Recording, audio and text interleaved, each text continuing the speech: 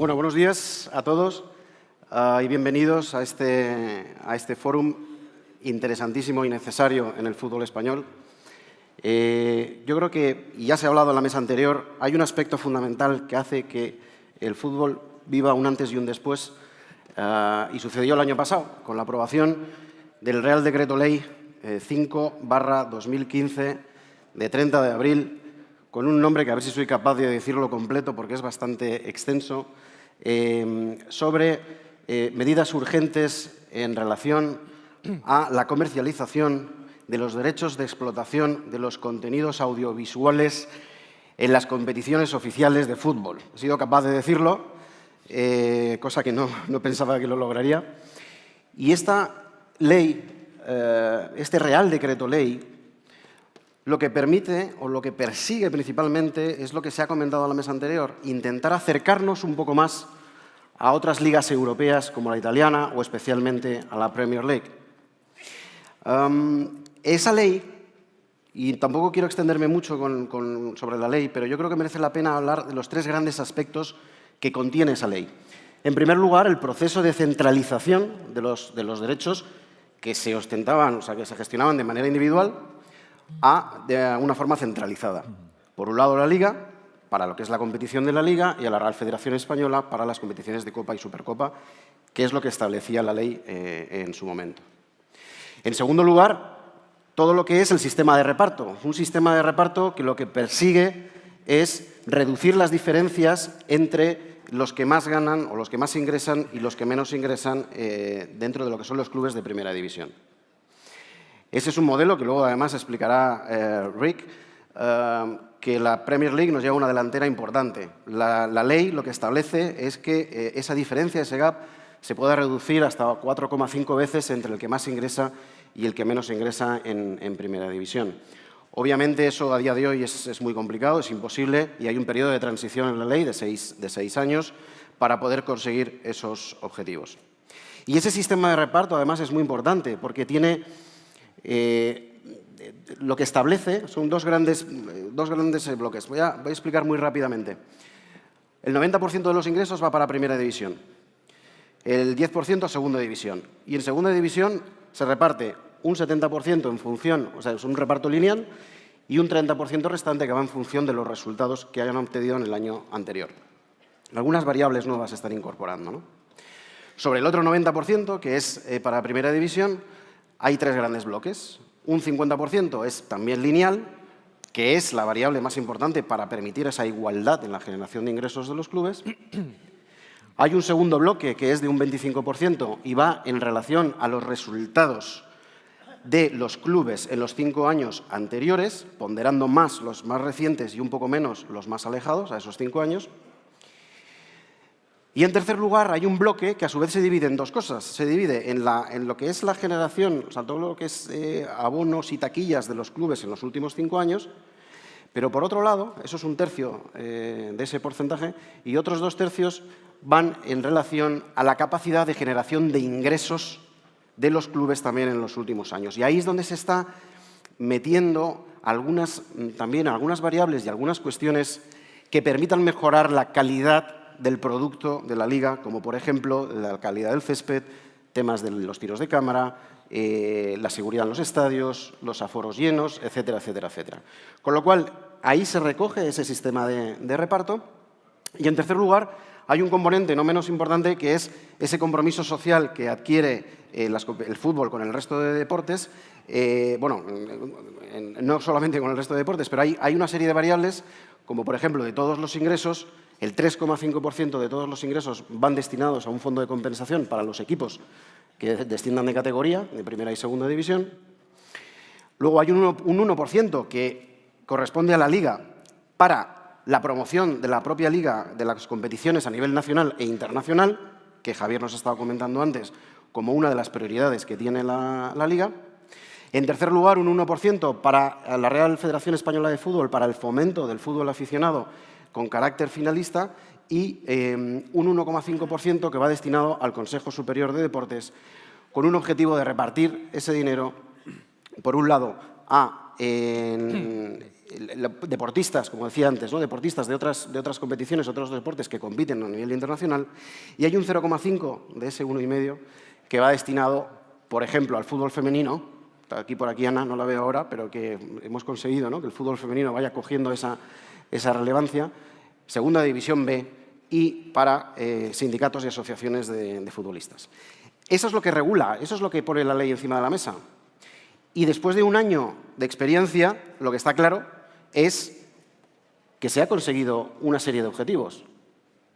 Generar más ingresos, conseguido, podríamos decir que hay un check.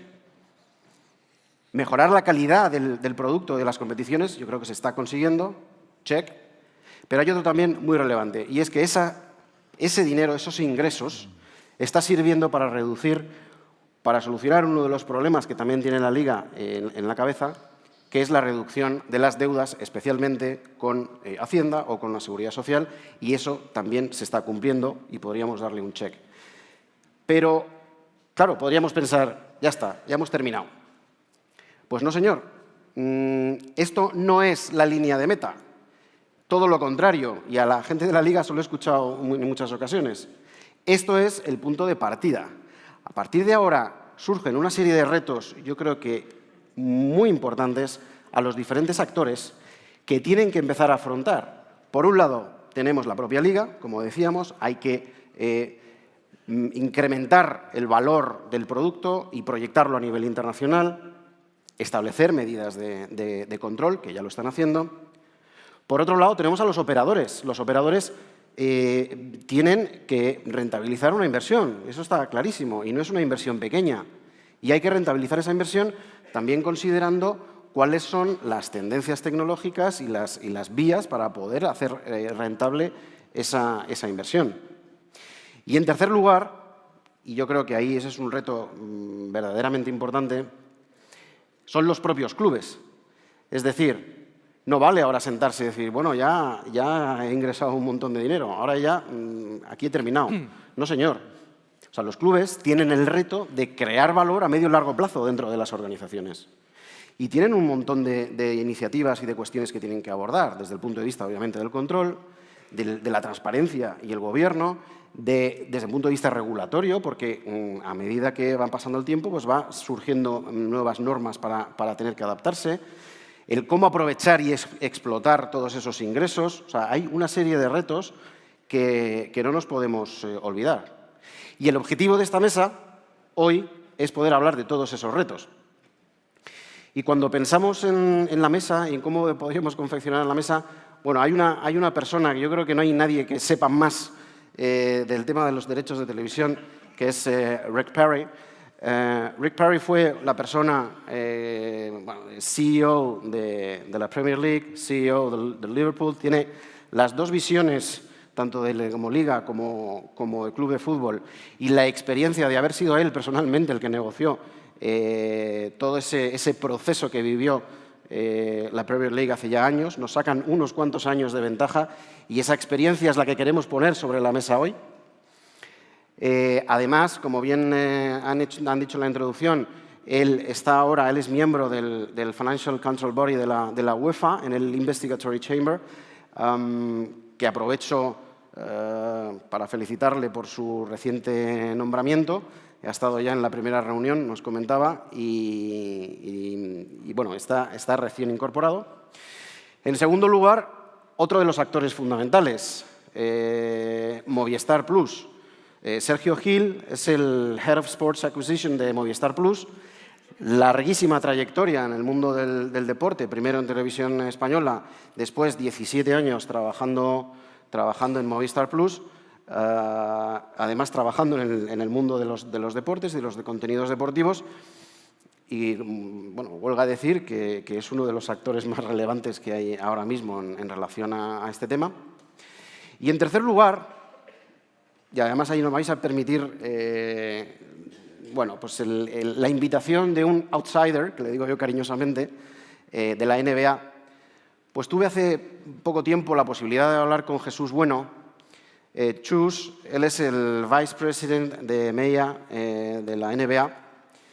Y en esa conversación, yo creo que algunos coincidimos en una presentación que hizo en Madrid, habló de cosas fascinantes. Y yo después en Petit Comité pude charlar con él y se me iban poniendo la piel de gallina. Y digo, mira, Chus, tienes que venir aquí y contarnos las mismas cosas y que a todos se nos ponga la piel de gallina de dónde está el futuro, qué es lo que está haciendo la NBA, que a mi entender yo creo que está en lo que es el state of the art, ¿no? el estado del arte en este sentido, y están haciendo unas cosas pues, increíbles, ¿no? Y digo, por favor, ven y compártelas con todos nosotros. Por eso tenemos un pasado con mucha experiencia, un presente con Sergio y un futuro con la NBA, y espero que sea entretenida, que aportemos a todos los asistentes pues, el valor que merece, ¿no? esta mesa. And I would like to start, Rick, with you, with your experience. Tell us about what happened in the Premier League and your lessons learned. Could be interesting for the football in Spain. Thank you. Well, we certainly learned a lot. And I think there's possibly 2 points I'd like to start off with in terms of the formation of the Premier League. We were able to start with a blank piece of paper in 1992 when we formed the constitution of the Premier League, which was a big advantage. But the whole bedrock, the whole strength of the Premier League is built upon good governance, which is interesting in the world of sport today. So we see good governance not as a hindrance, but as a virtue. We think it's a big strength. And so we have accountability, we have transparency, we have independence. We're run as an English company, so we're governed by company law, all the corporate codes, so it works.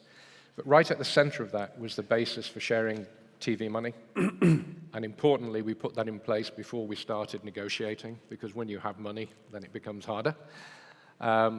And it was a real challenge at the start, because we had the smaller clubs saying we should have the NBA model where everything's shared equally, and we had the bigger clubs saying we should have all the money because we generate the TV audiences, and it looked incredibly difficult until one day one of the medium-sized clubs said, look, equal shares is not realistic, that's not going to work, we have to be sensible, but, and this was really crucial, what we should have is equal opportunities. So if we're successful, we should be rewarded. So after a lot of going backwards and forwards, we came up with a formula which is fairly simple. So 50% of all of our English broadcasting money is shared equally between the clubs, 25% based on the appearances on TV, and 25% based on where the teams finish in the league, which is rewarding success. It is equal opportunities. Astonishingly, in English football, that has remained unchanged for 25 years, and that's a real key, stability, because previously the formula changed every single year. Now we know what it's going to look like. So good governance, having the right formula. Incidentally, the interesting thing is, in the year before when we formed the Premier League, the Football League managed to lose money on the overseas rights sales, which is that's quite difficult to do, but nevertheless it was negative income, so nobody was terribly concerned. So we agreed overseas TV income would be shared equally amongst the clubs rather than the domestic formula. So that was our governance. The second thing that we did was forge a partnership with TV. We used to have an adversarial relationship with TV. There were always rows over which games would be shown, how many games would be shown.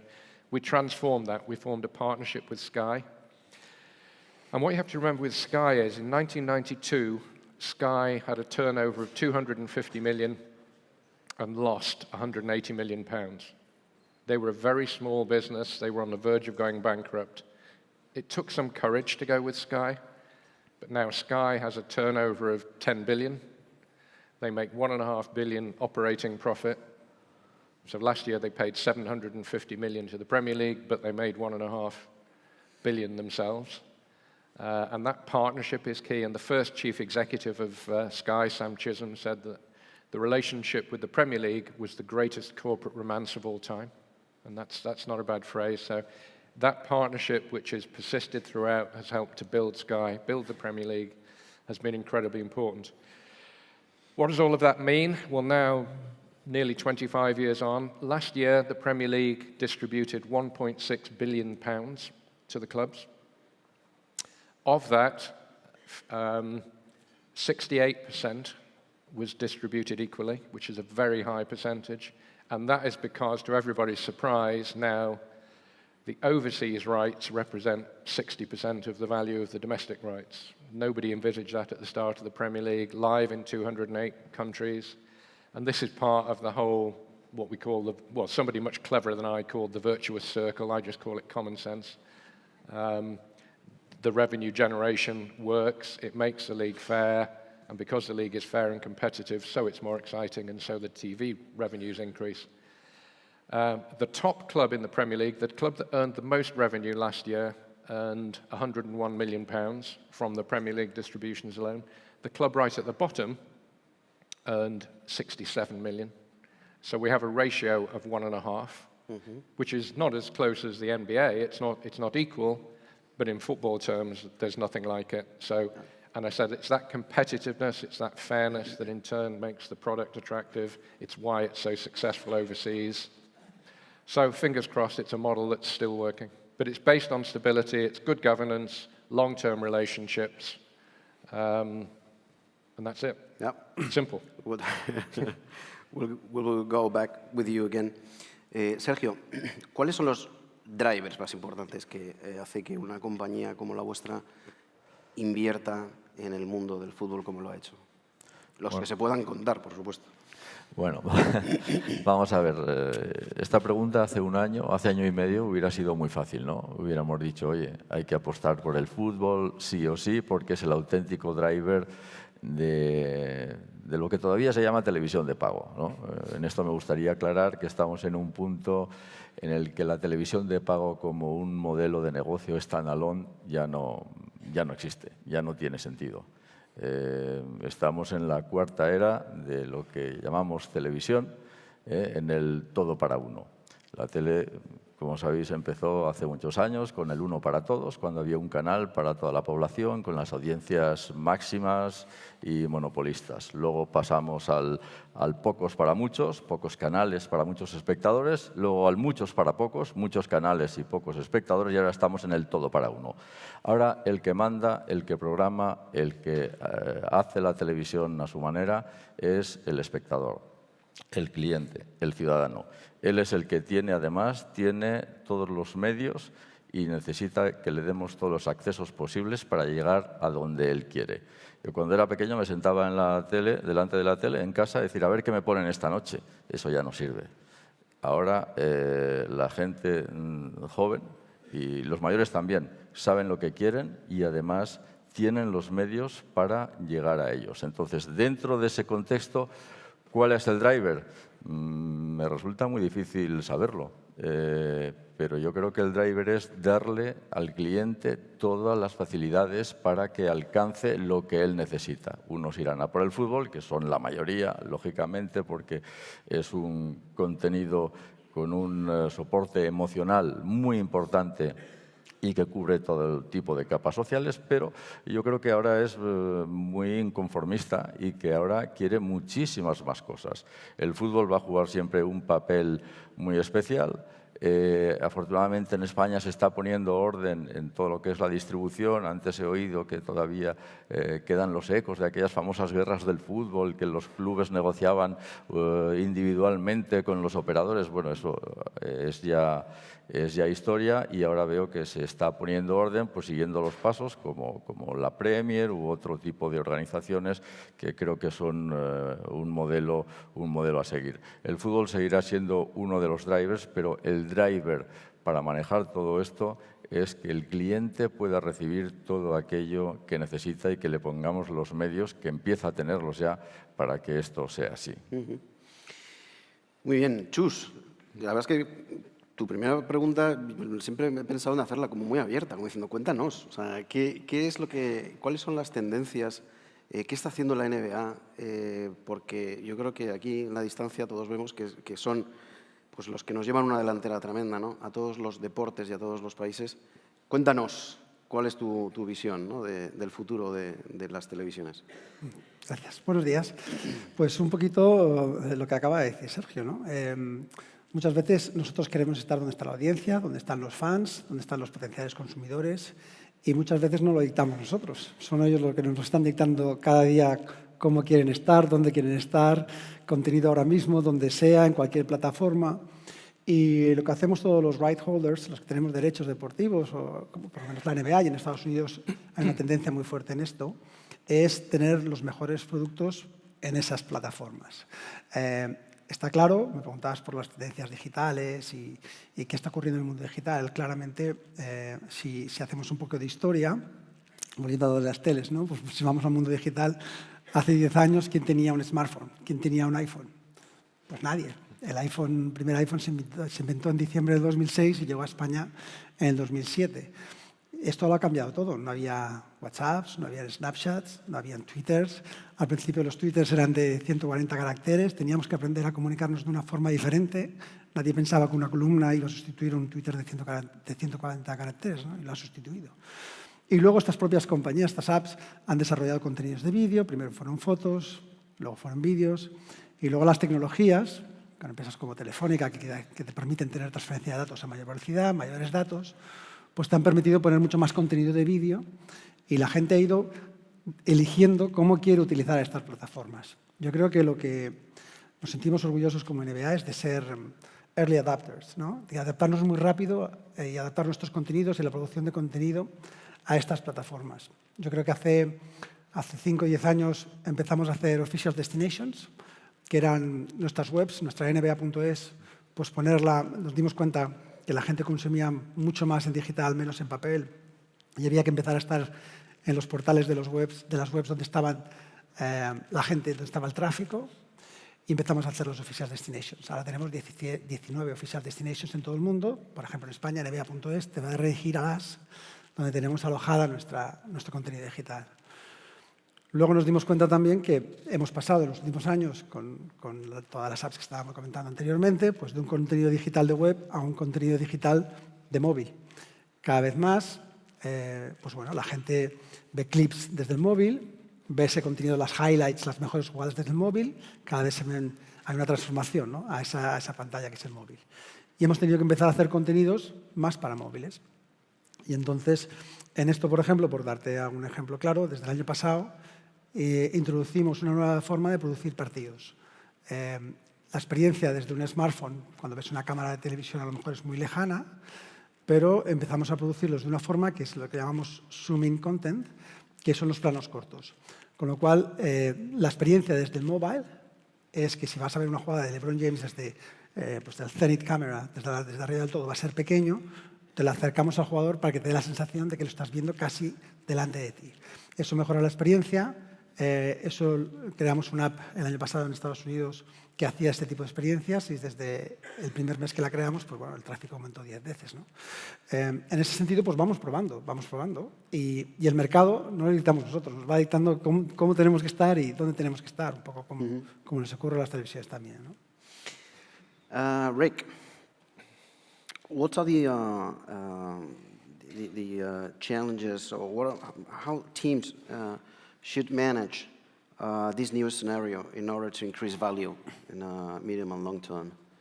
Your vision as a CEO of Liverpool, and what is the impact, or what could be the impact in Spanish teams? Again, it's the challenge is always monetizing the new interest, and I think one of the areas where Premier League teams have done well, and it's a case of, again, keeping to what's simple and clear. If you look at the trends in recent years in shirt sponsorship, for example, this season the Premier League teams will collectively generate about £220 million, subject to these reports. You're not sure how accurate they are, but it's a good indicator, which compares with, I think, around 80 million for La Liga. But if you look at who is now sponsoring Premier League teams, 17 of the sponsors are now foreign. 14 of them are Asian. Mm-hmm. And that would not have been the case 10 years ago, for sure. So it reflects the international popularity of the league. Interestingly, if you look at the industries that we're now getting interest from, 10 of the Premier League sponsors are betting companies. 7 of whom are from the unregulated, lightly regulated, or illegal Asian markets, which poses a whole new set of challenges in terms of match fixing, integrity, and that's something that really hasn't been addressed. But the point being, it's new industries, it's new geography. When we started the Premier League, traditionally what sponsors were looking for was the ability to attract young, affluent males, which was a very difficult audience. So when I started, we had beer companies, we had car companies, which are the ones who are looking for the young males. As I said, now it's very much the betting companies. And the interesting thing, of course, with the betting companies is they're looking for interaction. It's not just about signage, it's not about hospitality. It's about tapping into fan bases, getting supporters to interact. So again, clubs are becoming much more adept at understanding their supporters, using social media, interaction, and then being able to attract the sponsors who are looking for more than just exposure, who are looking for interaction. So the smartest clubs are the ones who can go to the sponsors and say, this is precisely the demographics of our fan base. In fact, this is our fan base because they're all on a database. This is what we can offer in terms of, but as I said, to use the sponsors, for a Premier League club now, the average value is about 11 million. That's misleading because 3 clubs have 50% of the revenue, of course, but 11 million straight to the bottom line is a lot easier than investing millions generating retail and merchandising. So focusing on the big ticket items, but being smart in terms of how you can attract sponsors, what you can offer them, how you can develop partnerships. But I said the internationalization is one of the really interesting trends in the Premier League at the moment. Great. Sergio, ¿y ahora qué? Después de la inversión, ¿qué retos tiene Movistar para rentabilizar y para crear valor? Bueno, vamos a ver, nuestros retos son llevarle al cliente todo lo que necesita. Eso es lo más importante y además cada día es más exigente. Y además lo queremos llevar de una manera que sea atractiva y que sea interesante. O sea, ahora, como decía antes, el cliente no solamente quiere televisión de pago, ahora quiere una serie de servicios entre los cuales está la televisión de pago. Y para eso necesitamos también colaborar con toda la industria, en el caso del fútbol o como hacemos con la NBA, con nuevos proyectos y nuevas maneras de ver las cosas. También necesitamos un marco regulatorio que permita hacer las cosas bien. O sea, ahora, por ejemplo, se da la circunstancia en España que el fútbol premium, es decir, la Liga y la Champions, no es un producto diferenciador, que pueda alguien comprar la exclusiva, un operador, como sucedía antes o como sucede en otros países, de un paquete y pueda diferenciarse de sus competidores. Ahora, dadas las circunstancias y la regulación y las normas que nos ha puesto competencia, pues ahora hay que compartir con todos los operadores, en cierta medida, pues una serie de contenidos que se declaran premium. No quiero decir que no esté bien y que esté mal, pero es una situación un poco curiosa. O sea, tenemos que ver no solamente los aspectos de la industria, y en eso tenemos que colaborar con todos los organizadores, con todas las federaciones y ligas, etcétera, etcétera, sino también los aspectos reguladores. Y luego tener en cuenta también que hay que tener ahora la mentalidad muy abierta a cosas que en estos momentos desconocemos. O sea, nosotros sabemos que en el año 2020 va a haber en el mundo 50.000 millones de aparatos conectados entre sí. Quizás en el 19, parece que se van adelantando los cálculos. ¿Estamos preparados para eso? O sea, ya no digo los operadores, que tenemos gente pues, muy estudiosa que están siguiendo todo el tema del Internet de las cosas, el Big Data, que es otra de las asignaturas pendientes. Tenemos que prepararnos toda la industria y también la industria deportiva, del deporte, para todo esto lo que nos viene encima, que ahora a mí me asusta un poquito, ¿no? Porque además el crecimiento es exponencial. O sea, me resulta muy difícil pensar qué va a pasar el año que viene, o sea, porque las cosas están pasando a una velocidad para la cual tenemos que tener la mentalidad muy abierta. O sea, la física cuántica, la computación cuántica está a la vuelta de la esquina. Y esto, queramos o no, va a influir en todo. De ahí que tengamos que trabajar muy conjuntamente con todas las instituciones y con todas las organizaciones deportivas para que consigamos hacer unos productos lo suficientemente atractivos para el cliente. Y, lógicamente, que se puedan monetizar y que no vean al operador, en este caso a Movistar, como alguien que nos subvenciona y una bolsa de dinero que nos permite pues, vivir más o menos bien. Yo creo que hay que ponerse a trabajar y trabajar conjuntamente porque delante tenemos unos retos muy, muy importantes porque dentro de 5 años esto no va a haber quien lo conozca. Y de hecho, Chus, en algunas de las conversaciones que hemos mantenido, y te voy a hacer la pregunta con trampa, en el mundo de la social media y las tendencias en la NBA, ¿es posible que lleguemos a ver que el que compre los derechos de televisión sea un Twitter, un Facebook, un Instagram o los que estén por venir, porque estas cosas van muy rápido y lo mismo, todavía hay algunas por venir que no conocemos y que el día de mañana estarán en disposición? ¿Es posible que lo veamos? Bueno, posible, ¿cómo no podemos decir que no? Nada es imposible. Sí es cierto que, al ser multiplataforma, pues hay otras plataformas, otras OTTs que a lo mejor no venían del mundo de la tele tradicional, que también quieren tener ese contenido de lo que son los deportes en directo. Y como comentábamos antes, pues Twitter ha evolucionado de ser solamente 140 caracteres, ahora empezar a emitir pues contenidos en directo. Lo tenemos con Facebook y Facebook Live. Y pues Amazon, por ejemplo, hizo el partido de la NFL también en directo el año pasado. Sí vemos que hay cosas en este sector que están pasando, que también tienen interés en contenido, en live content, ¿no? Así como pues, los tradicionales broadcasters, que cada vez más tienen sus plataformas OTT y están haciendo los contenidos en digital y las plataformas digitales, con lo cual vemos que sí que hay una especie de integración, que todo el mundo quiere estar en todas las plataformas de cada consumidor. Pero para mí es fascinante, porque social media, no vamos a hablar mucho de social media, ¿no? Está creciendo muchísimo. Nosotros, una vez más, intentamos ser early adapters y pues, bueno, ahora mismo tenemos más 1.3 billones de followers y likes. Si pondremos juntos equipos, liga y jugadores, que creo que es el récord en cualquier propiedad deportiva. Y trabajamos mucho en ese sentido con social media, ¿no?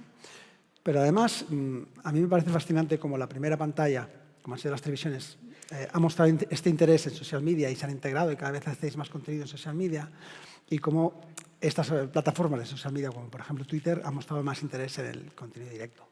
Pero también creo que, yo no sé si Google o Amazon, algunos de ellos, tendrán derechos de los clubes, eso lo dirá el futuro, pero sí hay cosas combinadas, porque, por ejemplo, nosotros, para dar un ejemplo claro, sí que hemos empezado a hacer un poquito de contenido indirecto con Twitter, pero lo hacemos con Turner.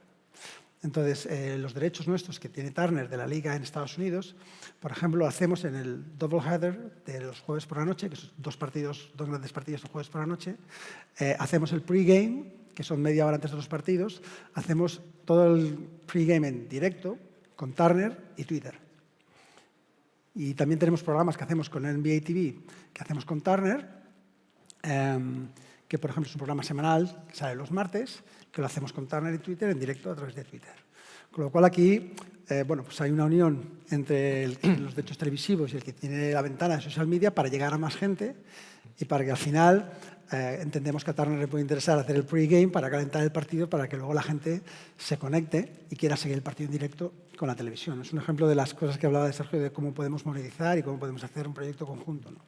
Yo creo que hay que estar muy atento a todo lo que social media está proveyendo, porque las tecnologías, una vez más, no sabemos lo que va a pasar dentro de 4 años, pero tenemos que estar muy atentos para ver cómo nosotros nos podemos adaptar rápidamente y cómo podemos hacer que la experiencia de nuestro usuario y a nuestro consumidor sea la mejor posible dentro de 4 años. Pero hay muchas formas combinadas. Yo creo que hay que trabajar con todo el mundo para ver cómo proveemos estas experiencias a los consumidores finales. Muy bien. Rick, this is the last question. How can a medium-sized club can take advantage of all the TV rights? As I said, here a smaller team has increased incredibly the income. What should it do in order to what are the challenges they have in order to increase the social base, et cetera, et cetera? I mean, the interesting thing with the Premier League, that despite its success in generating revenue, where it's been less successful is the care over how the money's spent. So, for example, in 2014, Premier League wage bill, 2.2 billion euros. The average of Germany, Spain, and Italy, 1.1 billion, half. And yet, if you look at the Premier League clubs in Europe, I remember 2005 very fondly because of Istanbul and Liverpool winning the Champions League. But then we were the top-ranked country in UEFA. Now, despite the fact that we've had huge increases in the TV deals, 70% increases each time, we're now lagging behind. And in fact, there's an interesting little stat I use that if you look at the coefficient points from UEFA of the countries, and if you look at what's happened in England and you look at the cost per point by just looking at the wage bill, over 10 years, the cost per coefficient point in England has increased by 82%. The other three countries that I've mentioned, it's increased by 19%. Now it's a bit of a meaningless stat in that not every club's in Europe, but as a headline, it's kind of interesting because we've actually been incredibly inefficient in terms of the spending of the money. It's all gone in, vast bulk of the money has gone in wages. And so the challenge for clubs when they get the newfound riches, and it's incredibly difficult because it's a free market and the money flows to the talent, but the biggest lesson that we have failed comprehensively to learn in the Premier League is how to ensure that you don't just not waste the money, but you ensure that some of the money goes back into planning for the long term, for example, into academies, into building the business, into, as you've said, becoming smarter in terms of how you interact with supporters. Now, it's incredibly difficult in football because obviously the pressure is always to win the next game. So that balance between, and short-term If the ball goes in or not is a short-term planning in football is a week. Longer-term planning is a month. So against that scenario, it's it's challenging. But what's the most exciting lesson currently from the Premier League? It's the fact that Leicester City won the league last year. That we have a club that 2 years ago was in the Championship, which at best we would regard as being a medium-sized club, and yet, they've come right through and against all the expectations, against all the odds, got to the top of the Premier League near the start and stayed there, which is incredibly exciting. But again, I think that one of the messages from that is, why did they do it? Well, they focused on what was important, which was winning football matches. They weren't trying to become a media conglomerate. They weren't trying to become an international phenomenon. They were there just to play football and win games. And, again, for me, there's a lesson there in the beautiful simplicity of that. Sergio, ¿qué nos espera desde un punto de vista de tecnología? Y luego le preguntaré a Chus, porque también me ha estado contando tendencias, el tema de la realidad virtual. Yo creo que hay muchas cosas que están por venir que también, obviamente, pues para vosotros es un reto. ¿Qué es lo que, desde el punto de vista, como decíamos, ¿no? El espectador primero, contenidos primero, estamos mimando al espectador? ¿Hasta dónde vamos a llegar? ¿Vamos a poder ver partidos con las famosas gafas de realidad virtual, estar en el estadio, moviéndote y viendo a los jugadores casi? Vamos a poder comernos un perrito caliente con la realidad virtual. Cuéntanos qué es lo que está por venir. Bueno, sí, eso ya está pasando, ya se pueden ver. Hay experiencias muy interesantes. Otra cosa es el time to market y los procesos y la monetización. O sea, de repente no nos podemos volver locos con un tema hay que seguir unos pasos.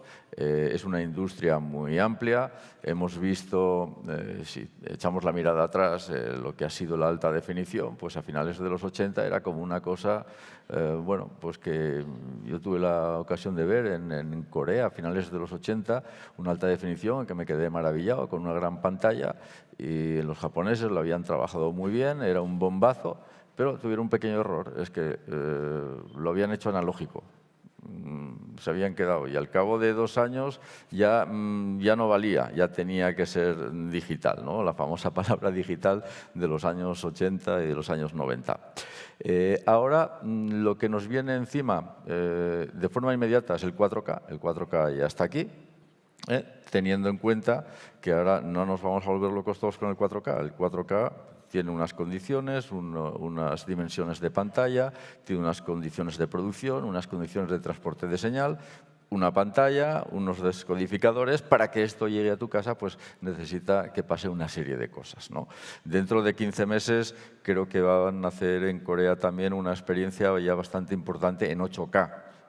Yo me empiezo a preguntar la capacidad del ojo humano para ver. Yo sé que en el 4K puede apreciarlo en pantallas con 55 pulgadas o superior y lógicamente que estén adecuadas en todo ese proceso, ¿no? Yo creo que estos son los primeros pasos o los más inmediatos, los que se van a consolidar, y no me queda ninguna duda que el 4K se va a considerar en lo que es el consumo de televisión, pues como en su día fue el color o la alta definición, con lo cual ya lo damos por asumido. Pero también pienso que dentro de unos años estará ya obsoleto porque tendremos algo mucho mejor.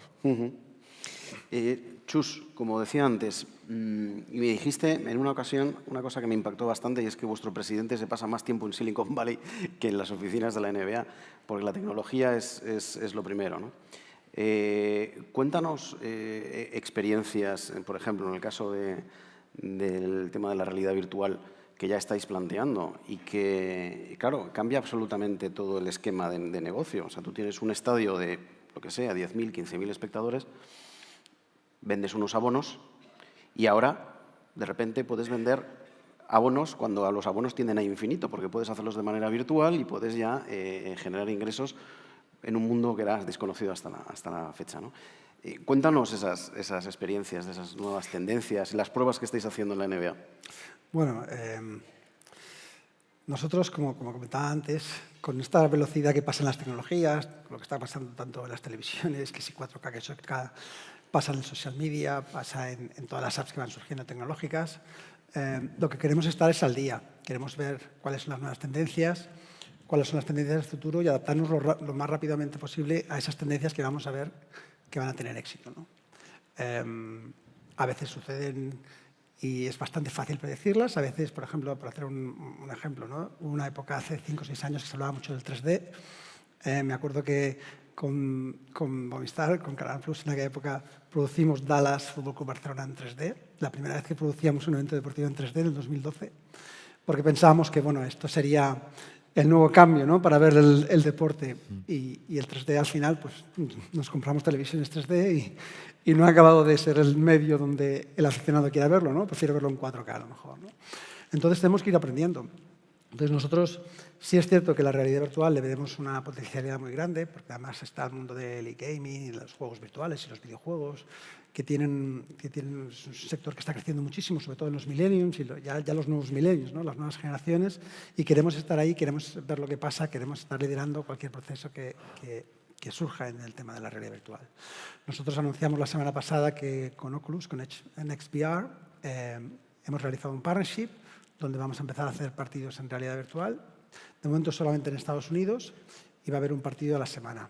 Y podemos producir en los 29 pabellones de la NBA estos partidos ya en realidad virtual. Por supuesto, necesitas un handset diferente, necesitas tus Samsung Gear y ciertas cosas que, lo que decíamos, el proceso te tiene que permitir tener esa experiencia, pero lo estamos experimentando. Estamos experimentando y queremos ver cómo lo hacemos, ¿no? En el 2014 creo que hicimos una prueba ya en un partido con los Denver Nuggets. El año pasado hicimos el primer partido en un Golden State New Orleans, y este año ya pues lo hemos hecho más oficial y ya estamos un poco preparados, ¿no? Tú decías que todo el mundo pueda comprar su entrada y estar sentado en primera pista, ¿no? Yo creo que una visión que tenemos, un sueño que tenemos nosotros es que cualquier fan en el mundo pueda comprar una entrada de silla de pista. Que a través de nuestros operadores tú puedas tener la misma experiencia que estar sentado en primera fila de Madison Square Garden. Acercar esas experiencias es nuestro reto. Por supuesto, el in-arena experience es algo que es muy difícil de imitar, pero sí es verdad que cada vez más nos podemos ir acercando a la pista, ¿no? Y proveer ese tipo de experiencias. Yo creo que esta es nuestra misión, es nuestra visión, porque como marcas globales no puedes pensar solamente en la gente que tienes al pabellón, que pueden ser 500.000 o puede ser 1 millón de personas, pero hay 7 billones de personas en el mundo, ¿no?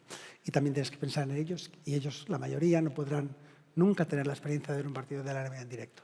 Entonces, todo lo que vaya en esa dirección, pues ahí nos encontraréis trabajando para ver cuál es el next thing. Muy bien, muchas gracias. Bueno, vamos con puntualidad británica, o sea que esto es fantástico. Quiero agradeceros a los tres vuestra participación en nombre del World Football Summit. Y bueno, pues la verdad es que ha sido interesantísimo el contenido. Yo creo que esta es una de las mesas que más expectación había generado, porque estamos hablando del futuro, del día a día también, pero de la tecnología y cosas que nos superan casi cada día. Y agradeceros en nombre de todos pues estar aquí con nosotros. Muchas gracias. Gracias. Gracias.